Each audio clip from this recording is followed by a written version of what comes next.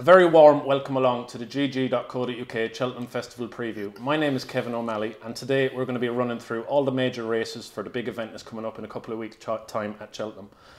Beside me I have two excellent pundits. One is called Sam Turner, the other is called Andrew Mount, and we're going to do our absolute best to find you as many winners as we can. We're going to start off in this preview with the four main championship races, namely the Champion Hurdle, the Queen Mother Champion Chase, the Stayers Hurdle, and of course the Magners Cheltenham Gold Cup. On Friday we'll also give a little touch on the Ryanair because it would be rude not to. Lads, we'll start off with the Champion Hurdle. Bouverdaire, he's gone for 3 in a row, he's won the last 2 renewals. Some people think he's vulnerable, some people think he's absolutely solid. Where do you guys sit with it all? I'd certainly take Bouverdaire over market rival Apple's Jade. The memory of that odds-on defeat in the Mayor's Hurdle is still fairly fresh in the memory from last year's festival. But I'm going to take on the head of the market with one at a much bigger price, and that's Silver Streak for Evan Williams. Now, this one's run about 33 to 1 with non-runner no-bet firms, 50 to 1 in a place.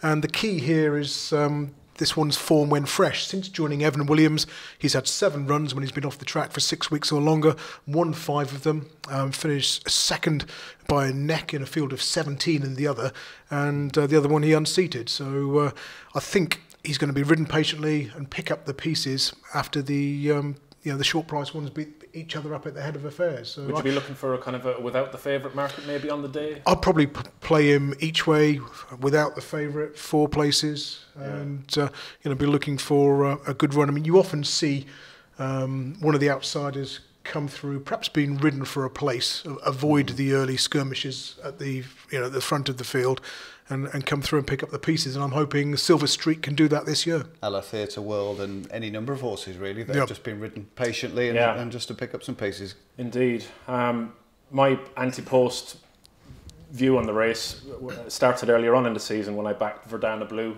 at big prices. She's still around the 14 to 1 mark. It's just whether or not Nicky Henderson wants to go there with her, because he's obviously got Bouverdaire in there. I think she's got every chance if she goes. She travels well, she jumps well. Apple's Jade at Leopardstown is the elephant in the room, isn't it? As a performance, because as a performance, that was one of the nicest performances over 2 miles we've seen from a hurdler in quite some time. But having won over 3, and at Leopardstown she beat another 3-miler Super Sunday into second. And Mellon ran no race that day. Yeah. So she, what you're saying is she had the run of things and she was able to put up that performance. She was probably advantaged by the way that the race was run, and also that the horses that she was taking on, she was the one that was pretty bomb-proof in the race, and she had all the conditions in her favour. She has been vulnerable at the festival before, hasn't she? But they've trained her differently this year, haven't they, I think? Seems to have got to the bottom of 1 or 2 problems with her. Yes. I think she's a live chance. I think Bouverdaire's a live chance, and his chance is probably enhanced by the fact it's the first day of the meeting. They'll have watered. Certainly if we carry on getting the unseasonably dry conditions as we are doing at the moment, Simon Clace will put plenty of water on. That'll help Bouverdaire, Apple's Jade, etc. Well, it'll be snowing all March, according to the taxi driver I had today. It's quite feasible. Don't want to get any more beasts from the east or anything coming over. But yeah, at the moment we're having some tremendous weather. We've got no real idea how the weather is going to go, and obviously ground is going to be of vital importance. Huge. All around. Really, that's going to be a factor to the outcome of all of these races. We'll touch on Loreena, and then we'll sum up our fancies for the Champion Hurdle. Then we'll move on. Loreena, does she have the pace for this race? We don't know, because she's never run in a race of this nature. She's never had to come off the bridle. She could walk it, but do you want to never taken on the men either. Yeah, do you want to pay 7 to 2 to find out? There'll be better 7 to 2 shots running at Wolverhampton in Cheltenham week, so not for me. Me neither. Sharjah, on the other hand, I think he's a player. I think he's a real quiet one for me. I think if there probably wasn't 1 or 2 loftier horses that have sort of been parachuted into the race, like Apple's Jade and Loreena, I think Sharjah would be a very strong sort of second favourite. He's shown more this year than Mellon has. I know Mellon's already finished placed in the race, but I like the fact that he travels well. He'll be switched off as well. They'll go good gallop here, you would think, with Apple's Jade in the field and 1 or 2 others that want to race handy. And you think Sharjah would just try and pick him off late on. He's got a turn of foot, which is pretty rare in this race. He really slammed Faheen in the Morgiana, didn't he? He was a little bit below that in the Ryanair when he beat Super Sunday, but he's still progressive. If the ground comes up decent, Sharjah's got a massive chance. Definitely, double figure price. So Sam Turner like Sharjah, Andrew Mount like Silver Streak. I'm going to go and stick with Verdana Blue, and that's the Champion Hurdle for us. It looks like we're all taking on the dual champion Bouverdaire. We shall move on, lads, to the feature event on Ladies' Day, day 2 of the Cheltenham Festival, and we shall have a look at the Queen Mother Champion Chase, where the mighty Altior is... this could be a short preview, couldn't it? It could be short enough. I hope Min takes him on. I've got to be honest. I hope Min takes him on, because nothing travelled stronger than Min all throughout that champion chase 12 months ago. He got matched very short in running. He looked for all the world as if he was going to win. He messed the second last, really, sort of landed on top of it, and that stopped him his momentum.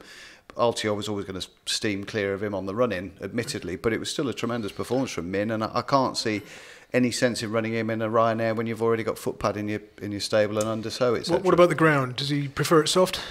Yeah, he'd probably want a bit of cut, wouldn't he, I suppose? He's passed the post first in all 9 starts during the peak winter period, November to the end of February. In the spring, he's had 4 runs, he's lost every one, although 2 of those he's finished second to Altior. Well, that's the problem, is he always finishes 6 or 7 lengths behind Altior, doesn't he? No. And his presence in the race is a large shadow looming over everything else. But I think for the competition and for the race's sake, we need a Min in there, because he's probably the one horse that will still be on the bridle coming down the hill. Where's footpad going to go? Ryanair for me.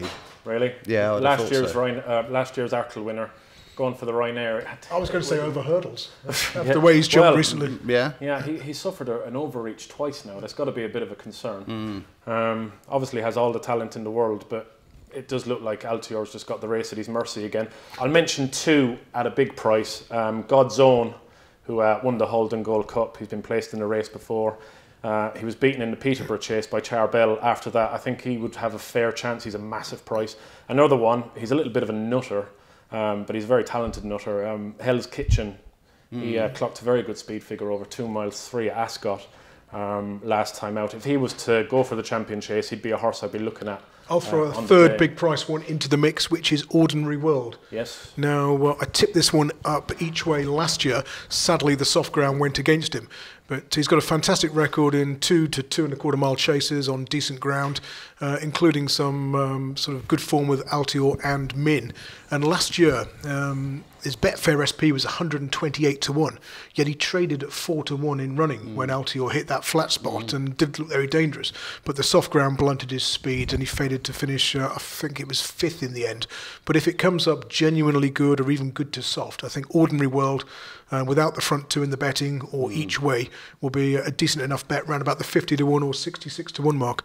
Just to let you know, I'm not going to tip up massive outsiders in every single race. There's nothing wrong with that if they come in. If you tip up 10 of them and only one comes in, you know, it's more than worth it. I should just say that there's a small chance that Dr. Phoenix might run in this race, a horse that I've got a very small share in. That'd be a good day out for you guys. It would be a good day out. I'm not sure he should go to Gowran the week before, if I'm honest, but knowing Nick Bradley and the way that he operates, I would imagine that this race would be on the agenda for him and perhaps try and pick up a little bit of prize money, but he wanted genuine soft. He hasn't had soft ground all winter, unfortunately. Okay, so let's sum up, Sam. You're of the view that Min, if he got there on a day, would have a very, be the solid each way player. Well, maybe. It's the same form line, keeps repeating itself year after year after year, and there will be one time when Altior doesn't quite do it. Yeah. And if you're looking for a value pick or a better value pick than Altior, a working man's bet each way, if Min's in the field and you've got... He fits the bill, doesn't he? And you've got you've got 3 places and 8 runners, then, he's been there and done it at plenty of festivals. Ordinary World for Andrew Mount.